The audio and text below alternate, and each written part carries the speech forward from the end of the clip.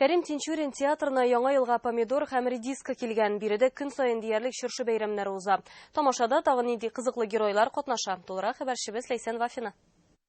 Яңа ел өлкәннәр өчен шампан, шәрабы һәм мандариннар булса, балалар бу бәйрәмне чыршы һәм әйлән-бәйләннән башка күз алдына китерә алмый. Сүз уңаеннан Тинчурин театрында яңа ел каникулларында 20 шундый тамаша күрсәтелер дип көтелә.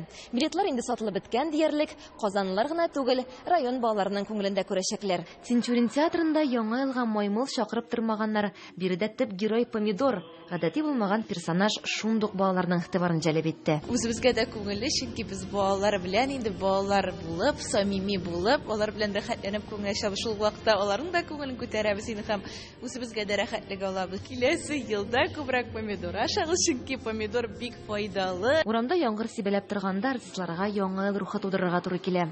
Көненә 2 смена эшләсәләр дә зарланучы юк. Авыр түгел, чөнки театрыбыз бизәнгән, чыршыбыз бар, Кыш бабай бар, бүләкләр бар, шуңа күрә авыр түгел.